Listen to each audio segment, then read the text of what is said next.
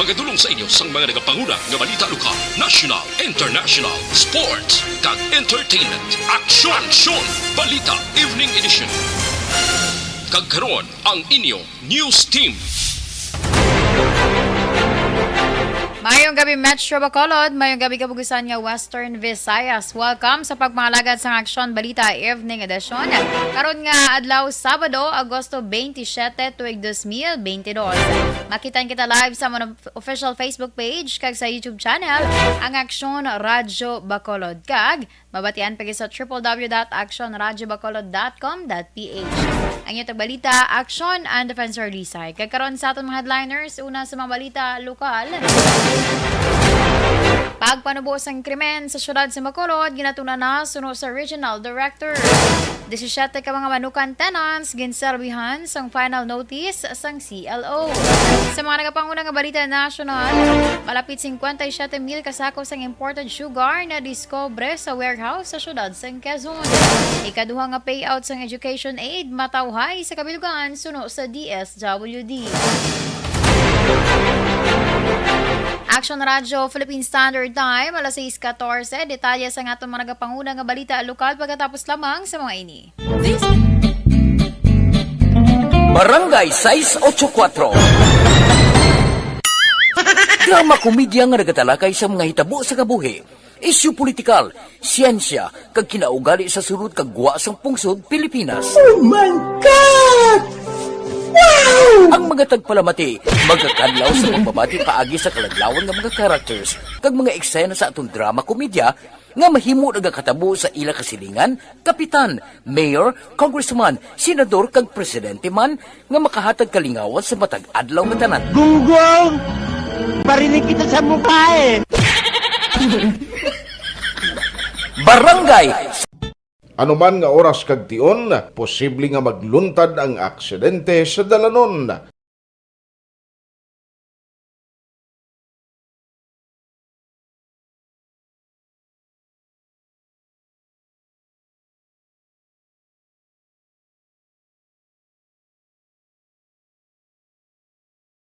Yari ang pila ka mga road safety tips para malikawan ang vehicular accident.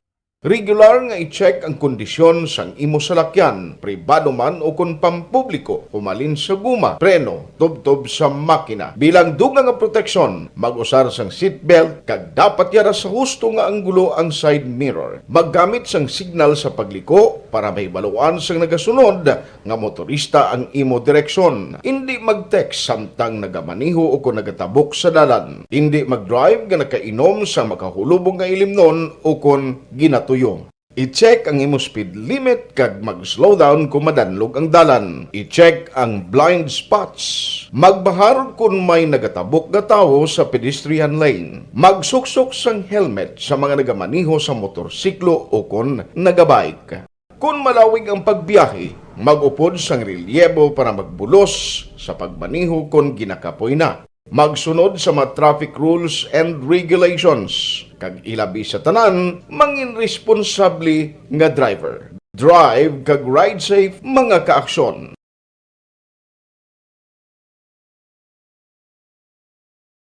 Ikaw bala nagahuragaw kung magtulog? Ari may mga pamaagi para nga malikawan o kung madula ang imo paghuragok sa tion sang imo katulugon. Ang paghuragok o kung snoring, isa ina ka sleeping order. Sa diin, nagakasupnan ang pag-ilig sang hangin sa inyo pagtulog nga nagaresulta sang vibration. Una, pataason o kung i-elevate ang imo ulunan. Kinahanglan nga mataas jutay ang imo ulo para nga maayo ang pag-ilig sang hangin nga nagasulod sa imo tutunlan. Ikaduha, magtulog nga nagatakilid. Isa ina ka maayo nga pamaagi para nga mangin maayo ang pressure sang inyo tutunlan. Ikatatlo, gamit ikaw sang peppermint oil. Ang peppermint oil ang epektibo para madula ang pagpalamanog sang imo tutunlan kag sa ilong. Isa ina ka anti-inflammatory para mapatawhay ang imo paginhawa. Ikaapat, steam inhalation. Isa ka solusyon dira amo ang paghaklo sang aso para nga magtawhay ang imo pamatyagan. Ikalima, honey. Ang honey nagaangkon man sang anti-inflammatory properties. Mahimo ni nga pamag-anon ang aton pamatyagan sa tutunlan. Ginadissolve niya. Action Radio Philippine Standard Time alas 6:18 kagkaron sa detalye sa aton mga nagapanguna nga balita lokal.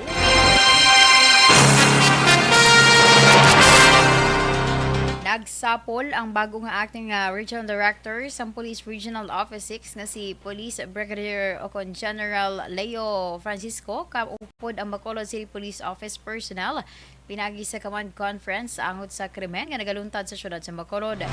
Suno kay Francisco, ginatun-an na nila sa karon kung paano po nabuon ang kadamuon sang krimen.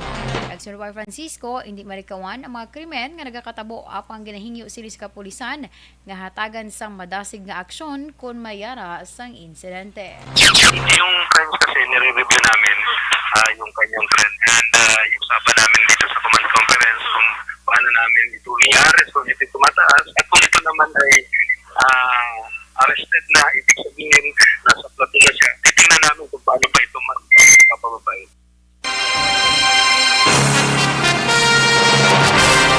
Ang kabahin sang pagpahayag ni Police Region 6 Director, Police Brigadier General Leo Francisco. Sa dugang nga balita lokal, nagsugod na ang Bacolod City Police Office sa security preparation sa paghiwaton nga Masker Festival sa bulan sang Oktobre. Ginpahayag ni Acting Regional Director Police Brigadier General Leo Francisco nga ginapanugan sini sa BCPO nga mag-coordinate sa iban nga mga ahensya kag gihatag ang pinakamaay nga preparasyon ukon security package pangod ini ang isa ka major event. Suno kay Francisco, nagsugod na ang kapulisan nga magkadto sa iban nga ahensya agud makita-an ang kakulangan sa ginahimo nila pareho sang una. Si Francisco ang nag-courtesy call man sa kay Bacolod City Mayor Albi Benitez subong hapon agud diskusyonan ang mga concerns sang kapulisan. Samtang ginserbihan sang City Legal Office o CLO sang final notice o demand letter ang 17 ka tenant sa Manukan Country nga wala nakasettle sang ilabaliran sa syudad.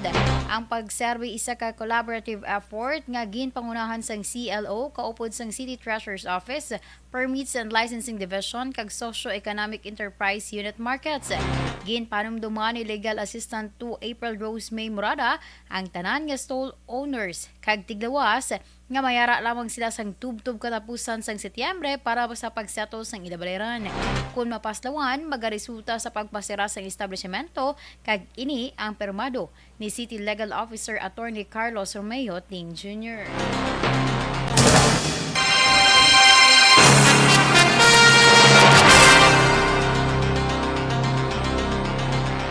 Sa iban pang balita lokal, ginbawian man sang kabuhi ang mag-amay sa aksidente kagabi sa tubang sang Forbes Hill sa Circumferential Road, Barangay Bata, Syudad sa Bacolod. Suno kay Police Corporal Richard Dimaalang, traffic investigator sa Police Station 3, napatay kagabi samtang ginabulong sa Corazon Locsin Montalibano Memorial Regional Hospital. Ang amay kag ang driver ng tricycle ginkilala sa kay Marciano Mahilom, 40 anyos kag pumulo sa Hacienda Paeta, Barangay Matabang sa Syudad sa Talisay. Samtang kaila naman sang aga, sang ginbawian man sang kabuhi sa Riverside Medical Center si Luisa Mahilom, 17 anyos nga pumuloy man sa nasambit nga lugar. Adumduman, dead on the spot kagabi si Reynald Poras, 35 anyos nga ila kaupod. Dugang pa ni Dimaala, Lunes pang adlaw, makagwa sa custodial facilities ng Police Station 3 ang driver sang truck nga si Ervi Di Pedro, 48 anyos nga pumuloy sa syudad sang Bago. Sa pag-usisa ni Dimaala, gulpi lang nagliko ang tricycle nga ginamaniho ni Mahilom, rason nga wala gilayon nakapreno si Di Pedro kag nagdiretso sa tricycle.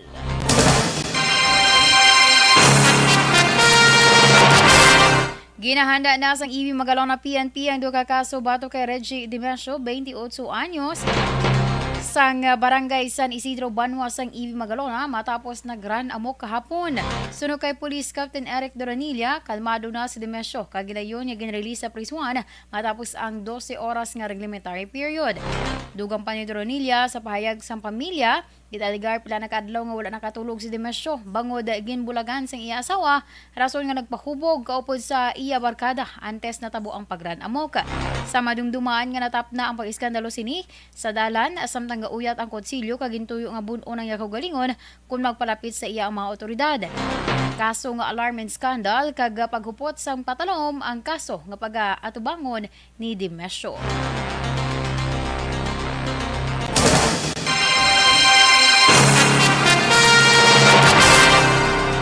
Sa katapusan nga balita lokal, nangin malinalagon ang balik eskwela program kag medical mission nga ginpatigayon sa aksyon Radyo Bacolod subong nga adlaw.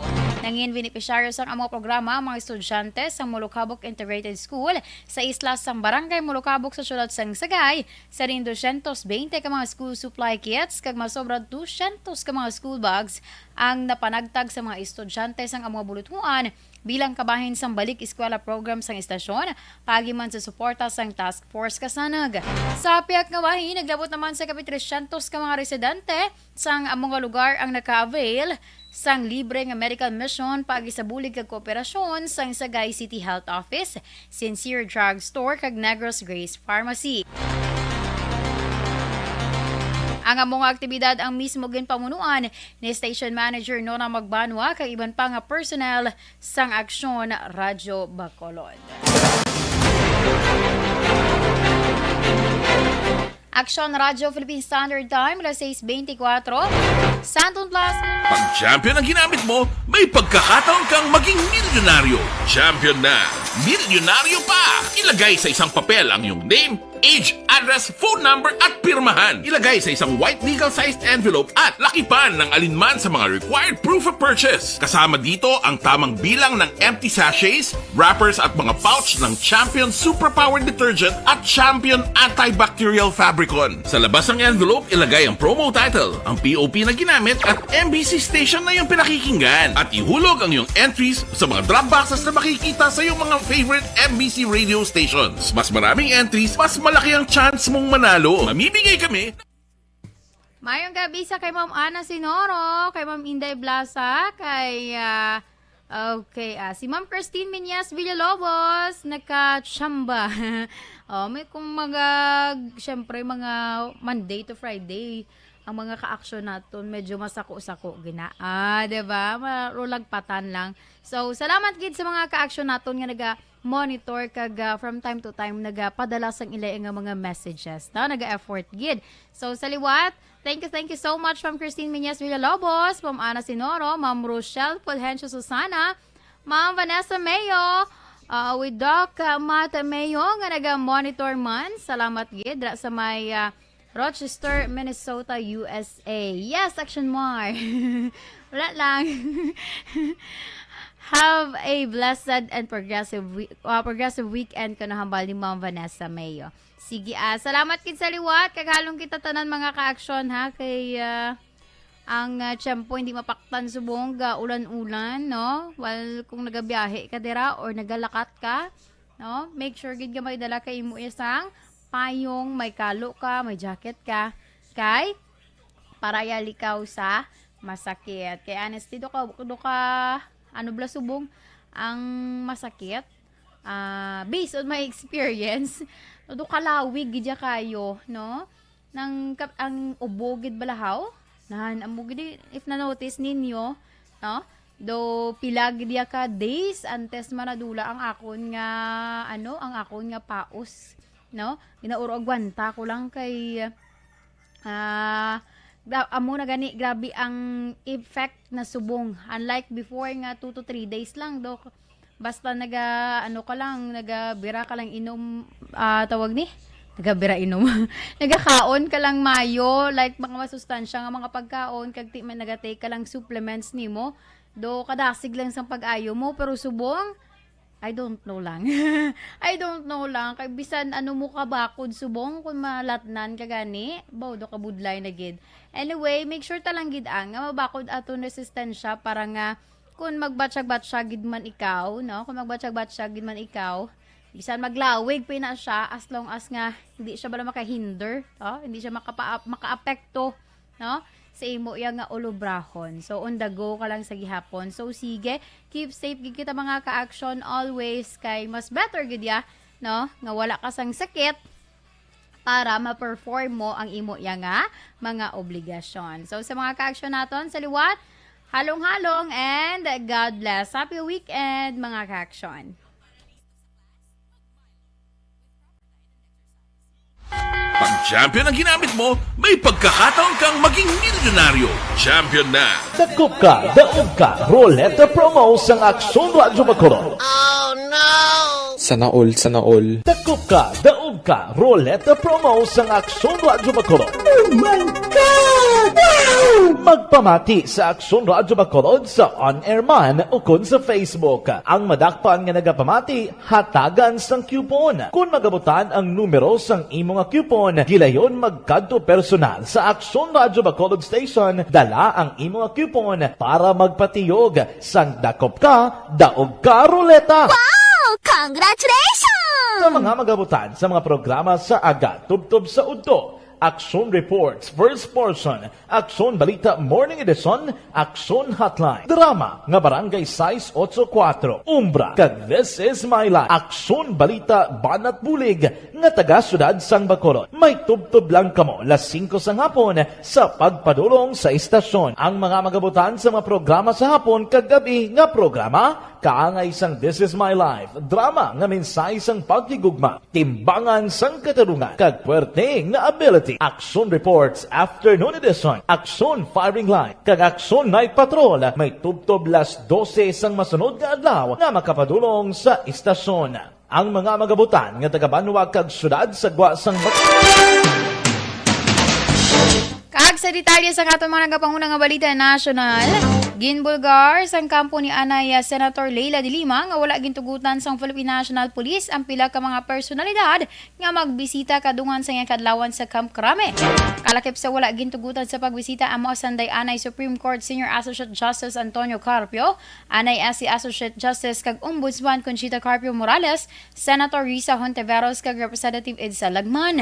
Wala man gintugutan sanday Anay Senator Franklin Drilon, Constitutional Framer Attorney Christian Munsod, Professor Winnie Munsod, Anay Representative Tom Villarin, Anay Secretaries Mar Rojas kag Julia Abad, subuman si Attorney Chel Jukno. Ang pagdumili sa nasambit ng mga personalidad, una ginanunsyo sang utod sang senador nga si Vic Boy de Lima pagiman sa Zoom event kay nasang aga bilang pagselebrar sa ika-63 nga kaadlawan sang Anay Senador.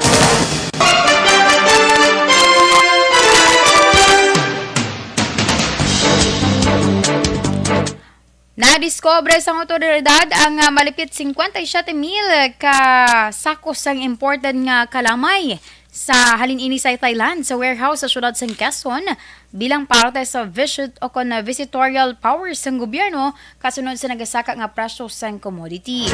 Ang nadiscobre amo ang kung ang nakadiscobre among mga opisyal gikan sa Bureau of Customs kag militar. Sunod sa otoridad, ginabulubanta nagabalor 285 milyones pesos ang nadiscobre nga kalamay nga nagabugat sang 50 kilos sa kada sako nga may presyo sa tag 5,000 pesos kada isa. Ginpahayag ni Department of Social Welfare and Development o DSWD spokesperson Assistant Secretary Romel Lopez nga nangin matawhay sa kabilugan ang ikaduhang nga Sabado sang payout sa education aid. Suno kay Lopez, magluwas sa problema sa pila ka lugar sa pungsod, generally smooth ang paglaragway sa ahensya sa payout.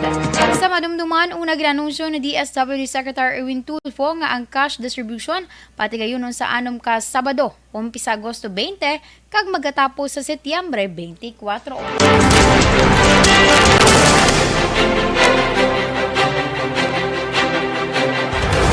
Action Radio Philippine Standard Time, alas 6:32. Inyo ginpamatian ang kabusay nga detalye sa aton mga natipon nga mga balita. Diri lamang sa Action Balita Evening Edition, karong adlaw Sabado, Agosto 27, tuig 2022. Sa liwatan nyo tag balita, Action and Defensor Lisay. Una sa balita, una sa Action, sa Bacolod, Action Radio.